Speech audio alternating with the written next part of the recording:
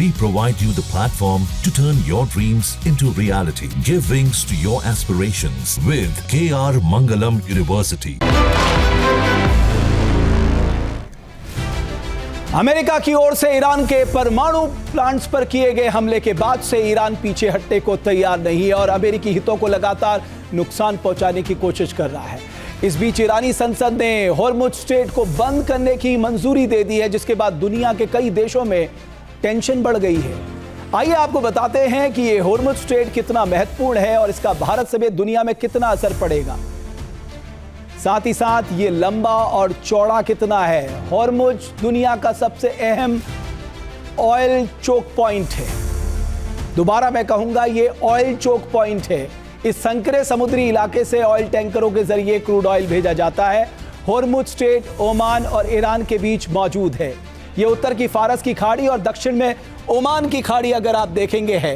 अब आप एक नज़र डालेंगे तो ईरान, सऊदी अरब, ओमान, यूएई, इराक, यानी सब देश इससे कहीं ना कहीं प्रभावित होते हैं।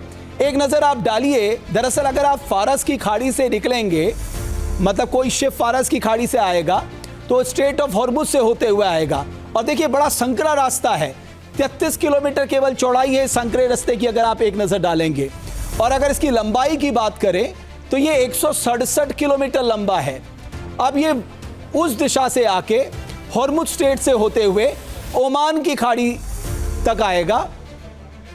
और देखिए शिपिंग लेन को अगर आप देखेंगे, देखिएगा जहां जैसे जैसे हॉर्मुज़ स्ट्रेट पे आ रहा है ये और संकरा होता जा रहा है। 3 किलोमीटर चौड़ी है शिपिंग लेन अगर आप देखेंगे तो इसके बाद ये हिंद महासागर में आ जाएगा। तो कुल मिलाकर आप देखेंगे, क्योंकि इसका कोई विकल्प नहीं है, तो इस लिहाज से मान लीजिए कि खाड़ी देशों के तेल से भरे शिप भारत, चीन या यूरोप जा रहे हैं, है ना, तो वो सबसे पहले फारस की खाड़ी से निकलेंगे। इसके बाद अगर आप देखेंगे फारस की खाड़ी से निकल के ये हॉर्मुज़ स्ट्रेट पे आएंगे और उससे होते हुए ओमान की खाड़ी होते हुए अरब सागर से फिर अपने अपने रूट को चले जाएंगे। अब आप इसको और अगर हम और अच्छी तरीके से आपको समझाने की कोशिश करें, फारस की खाड़ी से निकला शिप है, हॉर्मुज़ स्ट्रेट से होते हुए ओमान की खाड़ी से होते हुए ये अरब सागर पे आएगा। यानी ये ऐसा चोक पॉइंट है, ये जो केंद्र है इसका कोई विकल्प नहीं है। और यही कारण है कि दुनिया भर के देश, चाहे वो सऊदी अरब है, इराक है, ईरान है, ओमान है, यूएई है, जो यहाँ से तेल भेजते हैं, तेल एक्सपोर्ट करते हैं, उनके लिए बड़ी चिंता है और जो इंपोर्ट करते हैं उनके लिए भी बड़ी चिंता है। सवाल इसी बात को लेकर है कि ओमान की खाड़ी में पहुंचेंगे कैसे और वहां से अरब सागर में कैसे दाखिल होंगे। ये हॉर्मुज़ स्ट्रेट से हम समझ सकते हैं। फिर वे दुनिया के अन्य हिस्सों के लिए भी रवाना हो जाएंगे अगर हम शिप की बात करें। अब महत्वपूर्ण क्यों है, देखिए हमारी आपकी जेब में भी फर्क पड़ेगा आने वाले दिनों में। यहां से दुनिया के 25 से 27% तेल, 30% LNG सप्लाई रूट यही है जो हॉर्मुज़ स्ट्रेट की इतना अहम क्यों है। और अगर आप देखेंगे तो कुल मिलाकर अगर हम क्रूड ऑयल की बात करें 2.03 करोड़ बैरल रोजाना सप्लाई होता है। इससे इसकी कितनी महत्वता है इस केंद्र की आप इससे अंदाजा लगा सकते हैं। रोजाना 29 crore cubic metre LNG supply होती है, यानी ऑयल के लिए, गैस के लिए ये बहुत ही महत्वपूर्ण है। उधर पेट्रोलियम निर्यातक देश जो है ओपेक, चाहे उनमें सऊदी अरब की बात कर ले, ईरान, संयुक्त अरब अमीरात, कुवैत और इराक, अपने अधिकांश कच्चे तेल का निर्यात इसी रूट से करते हैं। हमने जैसा मैप में आपको दिखाया। अगर ईरान यहां कोई कदम उठाता है तो इससे वैश्विक ऊर्जा बाजार में असर पड़ जाता है।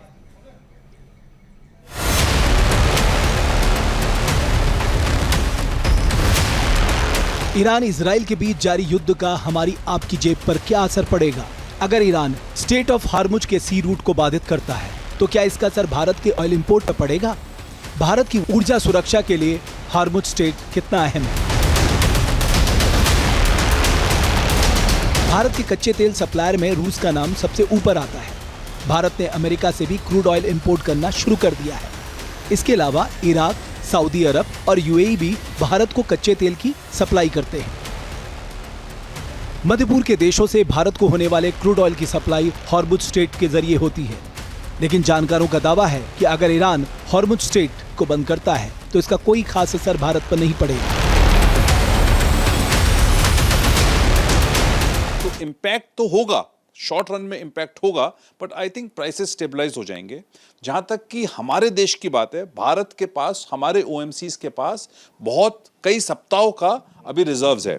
भारत ने क्या भी किया है, अगर आप देखेंगे कि जो ये प्रोक्योरमेंट है, ये हम केवल डिपेंडेंट मिडिल ईस्ट पर नहीं हैं, अभी हम यूएस से और रशिया से बहुत क्रूड ऑयल को इंपोर्ट करते हैं।